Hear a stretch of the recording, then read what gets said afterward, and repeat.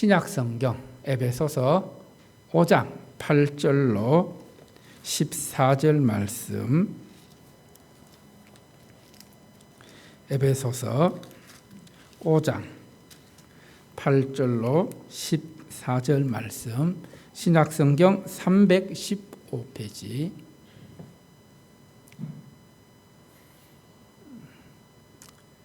에베소서 5장 8절로 14절 말씀 한 절씩 교독합니다. 에베소서 5장 8절입니다. 너희가 전에는 어둠이더니 이제는 주 안에서 빛이라. 빛의 자녀들처럼 행하라.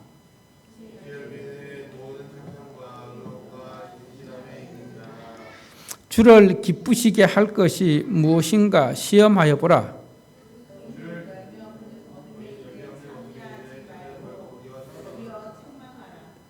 그들이 은밀히 행하는 것들은 말하기도 부끄러운 것들이라.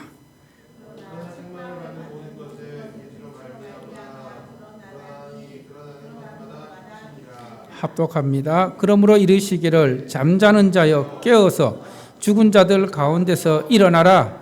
그리스도께서 너희에게 비추이시리라 하셨느니라. 아멘. 하나님 아버지, 사순절 네 번째 주일, 전에는 어둠이더니 이제는 주 안에서 빛이라는 말씀으로 이 시간 말씀 선포할 때에 성령 하나님께서 역사하여 주시옵소서. 말씀을 헛되이 듣는 것이 아니라 말씀을 귀에 담고 마음에 담고 우리 삶에 담아 나갈 수 있는 은혜의 시간 될 수 있도록 역사하여 주시옵소서. 이 모든 말씀 예수님 이름으로 기도드립니다. 아멘. 할렐루야. 종훈아, 화면 좀 조금만 더 조절해봐. 이거 너무 화면이 큰 것 같아.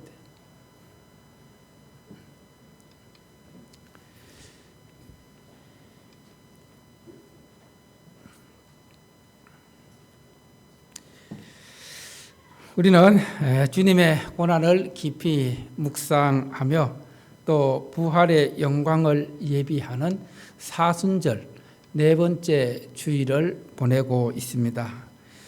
지난 주일부터 제가 이제 광고를 통해서 우리 한국교회 초기 순교자들의 그 신앙의 유산을 묵상하는 그런 묵상집을 나눠드렸는데, 저는 이 묵상집을 읽으며 묵상하는 가운데 오늘을 살아가는 우리에게 참으로 많은 도전을 주는 그런 생각과 또 우리 자신을 돌아보게 하는 것입니다.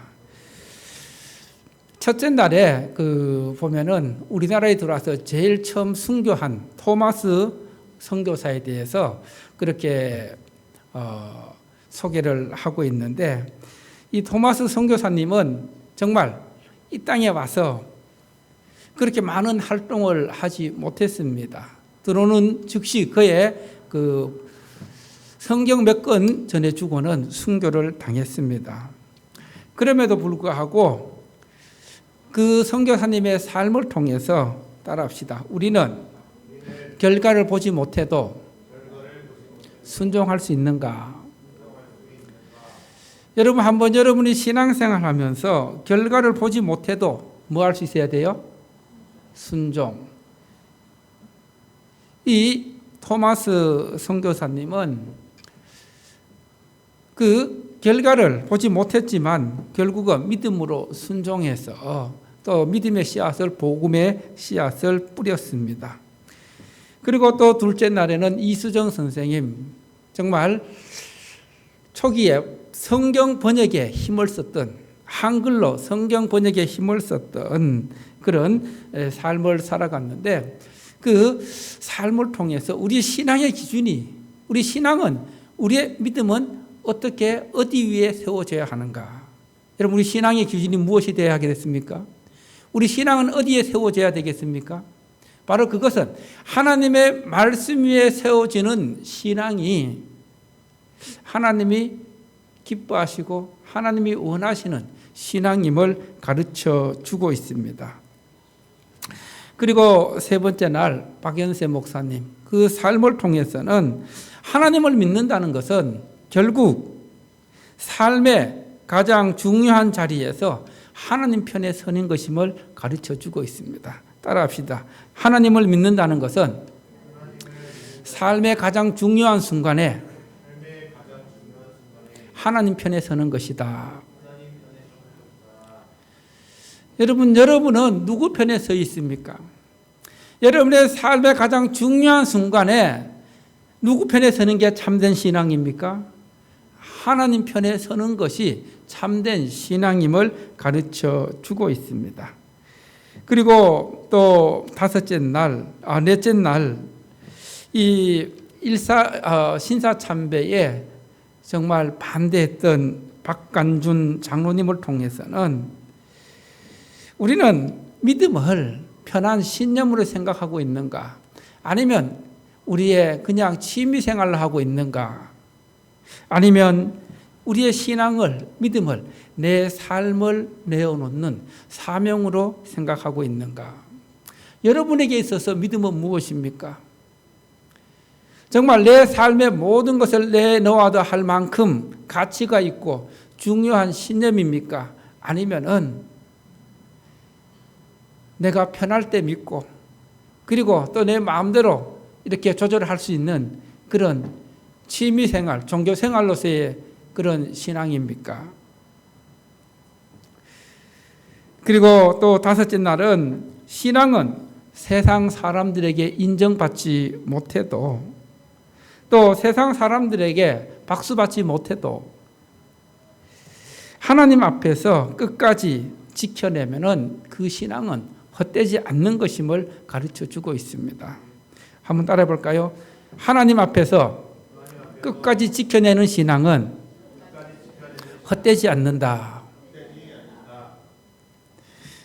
그리고 여섯째 날 제주도에 복음을 전하며 정말 제주도의 복음화를 위해서 한평생을 바쳤던 이기풍 목사님을 통해서 신앙의 완성은 성공했을 때가 아니라 따라합시다. 끝까지 자리를 지키는 것이 성공하는 것이다. 우리가 어떤 상황에 놓이든지 어떤 환경에 놓이든지 끝까지 하나님 앞에서 자기의 자리, 예배의 자리, 기도의 자리, 말씀의 자리를 지키는 것이 성공하는 신앙인임을 보여주고 있는 것입니다. 그리고 일곱째 날 순교자 주기철 목사님을 통해서 정말 일제시대에 신사 참배에 반대하면서 신앙과 권력이 충돌할 때에 어디까지 순종할 수 있는가? 주기철 목사님은 이 신앙을 위해서 절대 헌신, 절대 희생을 통해서 십자가의 길을 걸어갔습니다. 이렇게 우리가 이 사순절을 보내면서 우리 한국교회 초기 순교자들이 가졌던 그 신앙을 통해서 오늘날 우리에게 도전하는 그런 질문을 통해서 우리 자신을 돌아보며 그래서 우리가 주님께로 가까이 나아갈 수 있는 또 주님의 그 십자가의 고난의 가운데 부활의 기쁨을 누릴 수 있는 사순절을 보낼 수 있기를 바랍니다. 다시 한번 부탁드리지만은 이 책 꼭 한 번씩 읽어보시기 바랍니다. 묵상집에 답은 못할지라도 메모는 하지 못할지라도 꼭 한번 가져가셔서 이 책 얻는 분 손 들어보세요. 안 가져가신 분. 다 있죠? 예. 다음 주에 또 한번 확인합니다. 시간이 없어서 바빠서 못했다는 핑계 대지 마시고 하루에 몇 분? 5분 정도 내셔갖고 집사님 한 5분 정도 걸리죠? 예. 그래서 꼭 이만큼 중요하기 때문에 이렇게 강조하고 있습니다.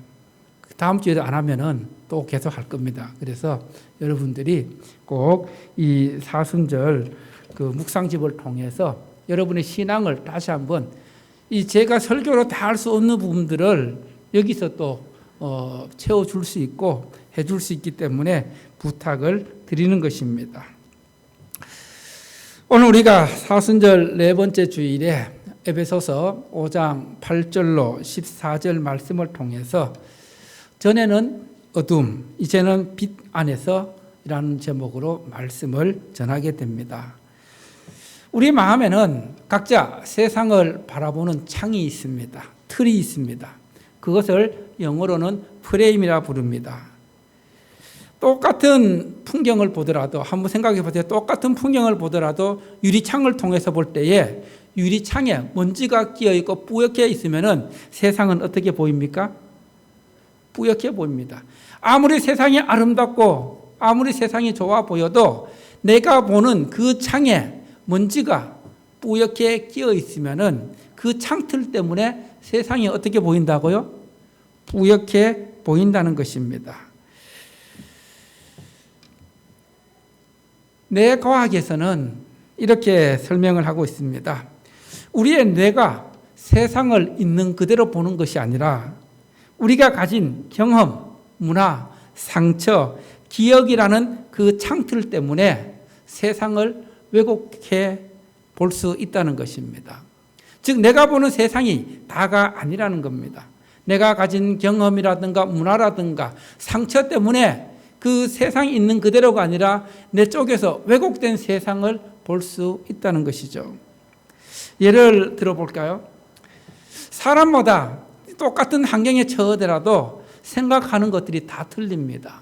예를 들어서 이 패배주의의 창틀을 가진 사람은 직장에서 상사가 어떤 기획안을 올렸을 때에 이거 다시 수정해서 가져오세요. 이렇게 했을 때에 그 마음속에 어떤 생각이 들까요? 아, 내가 또 실수했구나. 아, 나는 역시 안 돼. 나는 왜 이럴까 하는 자기 자신을 자책하면서 자존감이 깎이게 됩니다.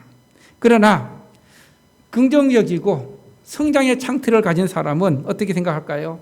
아, 이 부족한 점을 보완해서 다시 더 좋게 만들 기회를 주는구나. 여러분, 상황은 같지만은 어떻게 생각하냐, 어떤 틀을 가지냐에 따라서 그 생각하는 것이, 그 삶이 완전히 달라진다는 것입니다. 그래서 오늘 본문은 우리에게 어둠의 틀에 갇혀 있느냐, 아니면은 빛의 틀 안으로 들어가느냐, 그 틀의 전환을 우리에게 요구하고 있습니다. 사순절 기간에 우리는 십자가의 고난을 묵상하면서 이 십자가 슬픔에서 그치는 것이 아니라 그것을 뛰어넘어서 고난 너머에 비추는 부활의 빛, 그리스도의 빛을 향해 나아가야 한다는 것입니다. 오늘 이 시간 여러분이 과거의 어둠과 상처의 그 틀 안에서 벗어나서 예수님께서 주시는 그 빛 안으로 들어가서 여러분의 삶이 환하게 빛나는 그런 삶이 되기를 하나님께서 원하십니다. 여러분, 오늘 본문이 어디예요?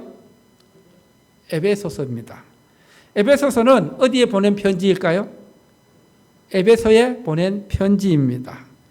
여러분, 그래서 우리가 성경을 볼 때 가끔은 그 보낸 편지의 그 장소, 배경이 되는 에베소에 대해서 우리가 조금 알아야 됩니다. 에베소는 지금 터키에 있는 소아시아 지역으로서 그 당시 사도 바울이 에베소서를 기록했을 그 당시에는 정치, 경제, 종교의 중심지였습니다. 그리고 또 그 에베소 안에는 세계 7대 불가사의 중에 하나인 뭐가 있었을까요? 아데미 신전, 즉 아르테미스 신전이 자리 잡고 있었습니다. 아마 종훈이가 이번에 여기 다녀온 걸로 알고 있는데 맞죠? 예, 아르테미스 신전, 이 보이는 것이 아르테미스 신전, 성경에는 아데미 신전, 사도행전 19장에 아데미 신전으로 소개되고 있습니다. 이 아르테미스는 그 당시 풍요와 다신의 신이었습니다. 그래서 이 신전에서 이 여신을 숭배하는 그 삶 자체가 굉장히 방탕하고 어두운 삶이었습니다. 왜냐하면은 여기에는 수천 명의 이 신전에서 제사를 집례하는 여자 사제들, 이 여자 사제들은 자기의 몸을 팔아가면서 제사를 집행했던, 정말 이들은 이 신전에서 성적 행위를 하는 것이 이 신을 섬기는 예배라고 생각했습니다. 그리고 또 그렇게 하는 것이 이 땅의 대지와 이 땅의 풍요와 성공을 가져다 주는 길이라고 믿었습니다. 그리고 또 이 아디메스 신전은 많은 돈이 오고 가는 금융의 중심지였습니다. 사도행전 19장을 보면은 은장색 데메드리오가 우상 신상을 만들어서 막대한 수입을 올리게 되었는데, 사도 바울 일행이 들어가서 복음을 전하자 이들의 먹고 사는 길이 지장을 받게 되었습니다. 그래서 폭동을 일으키고 또 사도 바울 일행을 고발하는 그런 장면을 보게 됩니다. 어쨌든 이 에베소는 그 당시 문란한 도시였습니다. 우상 숭배하는 도시였습니다. 그래서 에베소에 사는 사람들은 이 아르데미스에 접촉하지 않고서는 살아갈 수 없는 그런 시대였습니다. 이런 시대 속에서 사도 바울은 오늘 말씀을 통해서 하나님을 믿는 구원받은 하나님의 자녀들은 단순히 착하게 사는 것이 아니라 이제 여러분이 어떤 존재인지 여러분의 존재를 기억해서 거기에 합당한 삶을 살아가라고 하나님께서 사도 바울을 통해서 권면하고 있습니다. 오늘 이 본문 가지고 함께 세 가지로 말씀드립니다. 첫 번째로 따라합시다. 어둠 속이 아니라 어둠 자체였다. 여러분, 오늘 이 8절 말씀을 통해서 전에는 너희가 어둠 속이 아니라 어둠 속에서 살아가는 그런 삶이 아니라 어둠 자체였다고, 너희들의 존재 자체가 어둠이었다고 말하고 있습니다. 즉 이것은 우리가 단순히 나쁜 환경에 있었다는 것이 아니라 우리의 존재 자체가 빛을 거부하고 그리고 빛을 막아서는 어둠 그 자체였다는 것을 의미하는 말입니다. 즉 이것은 우리가 빛이 없어서 헤매는 것이 아니라 내 안에 빛이 들어올 공간이 아예 없는 막막한 캄캄한 어둠 자체가 나라는 것이죠. 예수님을 알기 전에 우리의 모습이 이랬다는 것입니다. 이것이 정말 죄인으로서의 나의 예수님을 만나기 비포라는 것이죠. 즉 우리의 그 전의 모습은 빛이 전혀 들어올 수 없는 어둠 자체였다는 것을 알라는 것입니다. 그러나 우리의 삶이 어둠 자체였지만은 여기서 끝나는 것이 아니라 우리 존재 자체에 혁명이 일어납니다. 반전이 일어납니다. 이것이 바로 복음의 능력입니다. 그래서 사도 바울은 바로 이제 너희는 전에는 어둠 그 자체였는데 빛이 들어갈 공간 자체가 없었는데 이제는 주 안에서 뭐라고요? 빛이다. 주 안에서 빛이다. 즉 이것은 예수님으로 말미암아 우리의 존재 자체가 어둠 자체에서 빛으로 완전히 바꿔진 변화된 존재의 변화, 존재의 혁명을 의미하고 있다는 것입니다. 즉 이것은 우리 신분에 완전한 변화가 일어났다는 것입니다. 예수님으로 말미암아 죽을 수밖에 없는 죄인에서 의인이 되었다는 것입니다. 믿음으로 의롭게 되었다는 것이죠. 그리고 또 죄로 어둠 가운데 있던 우리의 생명은 사망이었습니다. 죽음 자체였습니다. 그러나 우리가 예수님을 통해서 우리의 삶은 이제 따라서 생명으로 옮겨졌다. 이것이 바로 어둠과 빛의 차이라는 것이죠. 그리고 또 우리가 예수님을 믿기 전 어둠에 있을 때는, 어둠 자체일 때는 우리의 신분이, 우리의 소속이 사탄, 마귀의 자녀였다가 예수님으로, 빛이신 예수님으로 말미암아 우리의 신분이 누구의 자녀로 바뀌었어요? 하나님의 자녀가 되었다는 겁니다.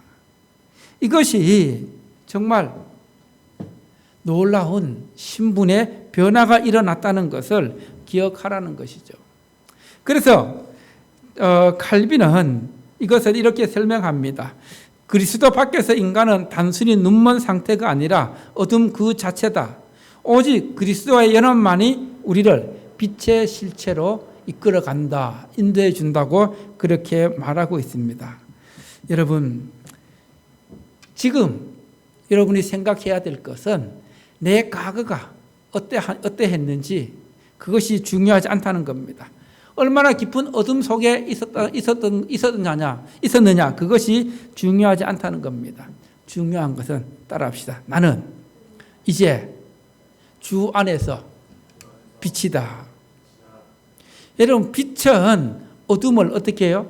어둠을 물리치고 어둠을 밝히는 그것이 빛입니다. 즉 이것이 여러분의 그 신분의 변화. 전에는 하나님을 알지 못하고 하나님을 믿기 전에는 여러분의 삶이 어땠는지 상관이 없다는 거예요. 그러나 지금은 주 안에서 예수님으로 말미암아 뭐가 되었다고요? 빛 자체가 되었다는 겁니다. 그래서 예수님은 너희는 세상의 소금과 뭐라고요? 빛이다. 이 신분의 변화는 우리 삶에도 놀라운 그 변화를 가져옵니다. 한때 그 드라마 중에 인기 있던 드라마 미스터 션샤인이라는 드라마가 있습니다. 미스터 션샤인. 일제 그 강점기 시대를 배경을 하고 있는 드라마인데 혹시 보신 분 계세요? 이병헌 나오는 드라마인데, 예. 이 미스터 션샤인에 보면은 이병헌이 유진초이라는 그 해군 그 장교로 나옵니다. 그가 이제 우리나라에 태어났을 때 노비의 아들로 태어났어요. 노비의 아들로. 그의 부모는 그 양반에 매질den에서 두 분 부모가 돌아가시고, 그리고 이 유진초이가 도저히 이대로 못 살겠다 해서 도망을 치게 됩니다. 노비의 신분에 도망을 치게 됩니다. 어디로 가냐면 미국으로 가서 이제 새롭게 공부를 하게 되고, 그리고 미 해군 대위의 신분을 가지고 다시금 우리나라로 들어오게 됩니다. 그래서 그가 그 당시 인천 제물포 땅에 다시 들어왔을 때에 그 눈에 들어오는 조선은 더 이상 자기의 과거가 노비였지만은 그러나 현재 자기의 삶을 어떻게 할 수가 없었습니다. 왜냐하면은 더 이상 조선은 자기의 삶을 올가맬 그런 노비와 양반의 나라가 아니었던 것입니다. 왜냐하면 그의 그 신분이 지금 노비가 아니라 뭐예요? 미국의 뭐예요? 해군 대위라는 그 신분이 주어졌기 때문에 정말 예를 들어서 이 유진초이가 조선 땅에 살았다면은 그 신분이 바뀌었을까 안 바뀌었을까요? 노비로서 도망자로서의 그 딱지 때문에 평생을 어둠 가운데 그렇게 숨어 지내야만 했을 것입니다. 그러나 그는 미국으로 건너가서 공부를 하고 그에게 새로운 신분이 주어졌을 때에 조선이라는 나라가 더 이상 그에게는 두려움 나라가 아니었고 오히려 자기의 신분을 통해서 일제 어려움에 있던 그 백성들을 도울 수 있는 그런 신분이 되었던 것입니다. 그래서 하나님께서는 오늘 사도 바울을 통해 우리에게 다시 한번 말씀하십니다. 따라합시다. 너는 더 이상 제 노예가 아니다. 제 노비가 아니다. 하늘나라 시민권을 가진, 따라서 하늘나라 시민권을 가진 하나님의 자녀다. 그런데 자꾸만 어떻게 생활하고 있습니까? 제 노비로 살아가는 모습을 보여주고 있습니다. 하늘 시민권을 가진 천국 시민으로 살아가는 것이 아니라 이 세상 속에서 제 노비로 살아가는 모습을 보여주고 있는 그런 모습을 볼 때 참으로 안타깝다는 생각이 듭니다. 여러분, 오늘날 우리가 여전히 신앙생활을 하고 하나님의 자녀로 살아가고 있다고 하지만은 우리가 빛의 자녀라는 것을 인식하지 못하면은 어둠의 틀이, 어둠의 창이 우리를 계속해서 세상을, 하나님이 만드신 세상을 올바로 보지 못하게 합니다. 하나님의 형상이 있는 주변의 사람들을 올바르게 보지 못하게 합니다. 여러분, 우리가 깨야 할 틀이 있습니다. 깨야 할 창이 있습니다. 그것이 어떤 창일까요? 따라합시다. 비교와 결핍의 틀. 천국 시민은, 하나님의 자녀는 이 비교와 결핍의 틀에서 벗어나지 않으면은 기쁨과 감사의 삶, 자족하는 삶 살아갈 수 있을까요? 없을까요? 없다는 거예요. 여러분, 남과 비교 계속 해보십시오. 어떻게 될까요? 그리고 나는 가진 것 없다고 계속 거기에 갇혀 있어 보십시오. 어떻게 될까요?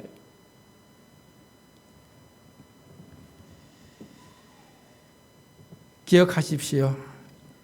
여러분은 더 이상 어둠이 아니고 주 안에서 빛의 자녀이 되었다는 것, 여러분의 신분이 놀랍게 바뀌었다는 것을 기억하라는 겁니다.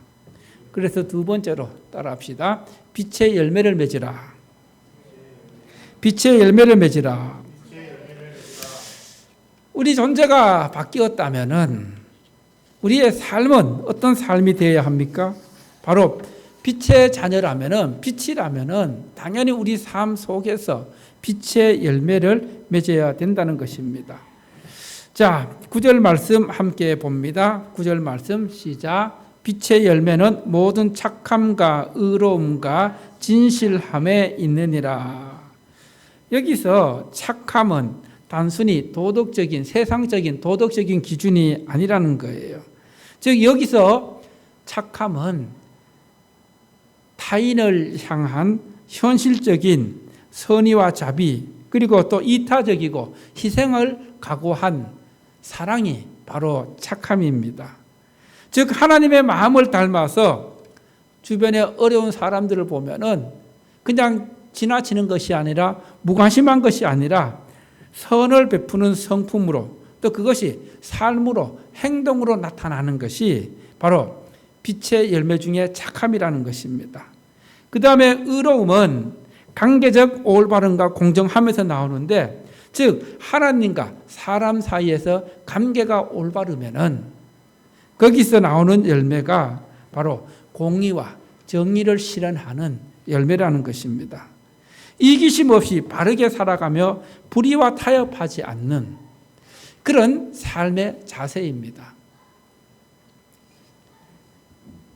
우리는 이 의로움 속에서 우리 자신을 돌아볼 때에, 여러분, 말과 속이 다르면, 말과 행동이 다르면, 겉과 속이 다르면 의롭다고 할 수 있을까 없을까요? 겉과 속이 다른 사람을 뭐라 불러요? 예? 위선자. 말과 행동이 다른 사람 위선자. 그래서 진실함, 이 진실함은 위선이 없는 깨끗하고 투명한 삶을 진실함이라 부릅니다. 즉 위선이나 숨기는 것이 없는 하나님의 성품을 닮은 솔직하고 정직한 모습을 진실함이라 부르고 있습니다. 겉과 속이 일치하고 말과 행동이 일치하고, 그리고 또 남을 의식하지 않고 그렇게 진실한 모습으로 살아가는 이 착함과 의로움과, 그리고 이 진실함의 열매가 빛의 자녀인 여러분의 삶 속에서 나타나야 된다는 겁니다. 한번 생각해 보십시오. 열매는 억지로 맺어지는 것일까요? 자연스럽게 맺어지는 것일까요? 여러분, 사과를 한번 생각해 보세요. 사과나무에 사과가 열리는 것이 억지로 열리는 거예요? 당연하게 열리는 거예요? 당연하게 열리는 겁니다.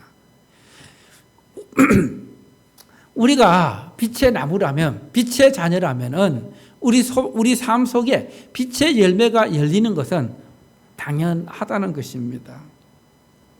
그래서 칼빈은 우리의 삶 속에서 이 착함과 의로움과 그리고 이 진실함의 열매는 우리의 노력으로 우리의 의로 맺어지는 것이 아니라, 따라합시다, 성령의 도우심으로, 성령의 능력으로 맺어지는 것이다. 그래서 갈라디아서 5장 22절 23절에서 이 빛의 열매 말고도 성령으로 맺어지는 9가지 성령의 열매, 어떤 것들이 있을까요? 사랑과 희락과 화평과 오래 참음과 자비와 양성과 충성과 온유와 절제, 이런 것들이 어떤 내가 빛의 나무로서 그리고 하나님의 자녀로서 성령께서 내 삶 가운데 역사하시면은 내가 그런 열매를 맺을 수 있다 없다? 그런 열매를 맺어가는 삶을 살아가야 한다는 것입니다. 그리고 또 오늘 말씀 중에서 또 하나 우리가 마음에 담아야 할 말씀이 있습니다. 10절 말씀 한번 보십시오. 10절 말씀. 주를 기쁘시게 할 것이 무엇인가? 어떻게 하라? 시험하라. 주를 기쁘시게 할 것이 무엇인가? 시험하다. 이 시험하다는 이 말은 헬라어 원어를 찾아보면은 금속의 순도를 정밀하게 측정하거나 또 어떤 이론을 실험실에서 검증할 때 사용되는 말입니다. 즉, 이게 진짜 금인지 진짜 보석인지 그것을 점검해내는 그 과정, 그것을 시험한다는 겁니다. 즉, 우리가 하나님을 기쁘시게 하고 예수님을 기쁘시게 하기 위해서는 영적으로 이 시험의 단계, 실험의 단계를 거쳐 나가야 된다는 겁니다. 우리가 주를 기쁘시기 위해 시험하기 위해서는 어떻게 하면 주를 기쁘시게 하는 삶을 살아갈 수 있을까요? 그것을 하기 위해서는 첫 번째로 어떻게 해야 되냐면은, 따라합시다. 질문을 나 중심에서 하나님 중심으로 바꾸어야 한다. 굉장히 중요합니다. 모든 것들이 나 중심이 아닌, 내 만족, 내 기쁨이 아닌 하나님께로 맞추는 겁니다. 초점을 하나님께로 맞추는 겁니다. 이것이 정말 하나님을 기쁘시게 할 만한 말인가? 이것이 하나님께 유익이 될 만한 행동인가? 이 초점과 관점을 누구에게 맞춘다고요? 나에게부터 누구로? 하나님께로 바꾸어가는 그런 과정이 있을 때에 바로 하나님을 기쁘시게 하는 시험 가운데서 하나님을 기쁘시게 할 수 있다는 것입니다. 우리는 가끔 이렇게 생각합니다. 아, 이것이 내게 유익한가? 그리고 또 남들이 나를 어떻게 볼까? 여기에 갇혀 있으면은, 이 틀을 가지고 있으면은 하나님을 기쁘시게 할 수 있을까 없을까요? 없습니다. 어떤 삶 속에서, 어떤 환경 속에서 또 무엇을 하든 간에 이것이 주님을 미소짓게 하는 것인가? 주님을 기쁘시게 하는 것인가? 여기에 질문을 가지라는 것입니다. 그리고 시선을 나로부터 하나님께로 바꾸어야 합니다. 즉, 시선을 주변 사람들로부터 하나님으로 바꾸어야 합니다. 즉, 신앙인들은 세상 사람들, 내 주변의 사람들을 의식하지 말고 누구만 의식하면 돼요? 하나님을 의식하면서 나아가야 함을 말해주고 있습니다.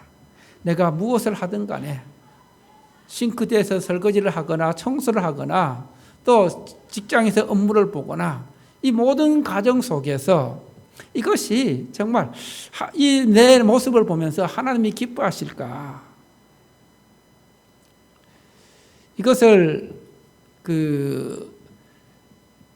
청교도 신앙을 가진 사람들은 하나님의 소명의식이라고 부르고 있습니다. 우리가 또 비난 속에서도 하나님께 초점을 두고 하나님께 시선을 둘게, 다른 사람이 나를 비난하더라도 내가 거기에 쉽게 흔들리지 않습니다. 내 감정이 동요되지 않습니다. 또 혹 내가 잘못했다면은 그것을 솔직하게 인정할 수 있는 그 능력이 주어집니다. 그리고 또 그런 상황 속에서 나와 함께 하시고 나의 부족함을 다듬어 가시는, 아마 지난주에 제가 말씀드린 것 같은데, 하나님은 우리의 조각가가 되셔서 우리의 쓸모없는 부분들 깎아가고 다듬어 가실 때 우리는 하나님이 원하시는 믿음의 사람이 된다는 것을 기억하실 것입니다. 그래서 우리가 또 하나님을 기쁘시게 하는 삶을 살아가기 위해서는 하나님의 말씀대로 순종해보고 그 말씀대로 살아봤을 때에 하나님께서 어떻게 내 삶에 복을 주시고 은혜를 주시는지 경험해 보는 것입니다. 이런 것이 바로 주를 기쁘시게 하는 삶이 된다는 것입니다. 그리고 또 하나, 우리가 주를 기쁘시기 위해 살아가기 위해서는 어떻게 해야 되냐 하면은, 여러분, 우리가 누군가를 사랑하게 되면은 우리의 삶의 모든 것들을 누구에게 맞춰 나가요? 그 사랑하는 상대방에게 맞춥니다. 상대방, 내가 사랑하는 사람이 좋아하면 나도 그걸 좋아하게 되고, 그렇잖아요? 그죠? 또 상대방이 원하는 것을 내가 그렇게 하길 원하고, 이게 하나님을 사랑한다면 이런 마음을 가져야 된다는 거예요. 이게 주님을 기쁘시게 하는, 그것을 시험하는 삶이라는 것이죠. 마지막 세 번째로 따라해 볼까요? 영적인 잠에서 깨어나라. 영적인 잠에서 깨어나라. 자, 14절 말씀 함께 봅니다. 14절 말씀 시작. 그러므로 이르시기를 잠자는 자여 깨어서 죽은 자들 가운데서 일어나라. 그리스도께서 너에게 비추이시리라 하셨느니라.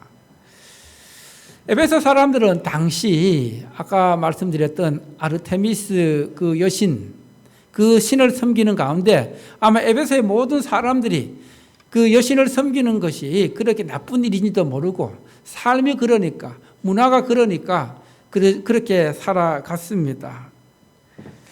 악의 평범함 속에 그게 악인지도 모르고 나쁜 일인지도 모르고 그냥 살아가게 되었다는 것입니다.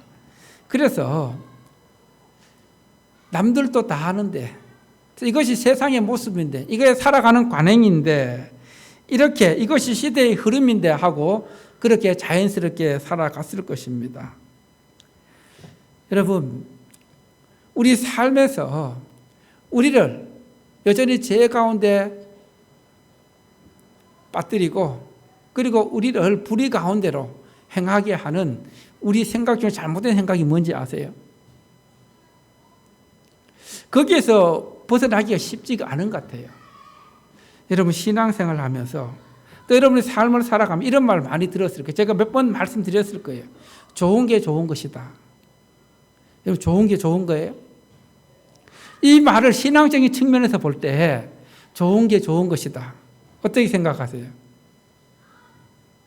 이것이 우리를 때로는 진리가 아닌 불의와 타협하게 되고 세상 속에서 타협하게 하는 그런 틀이 된다는 거예요. 이순근 사람이 좋은 게 좋은 거예요? 좋은 게 좋은 게 아니라는 거.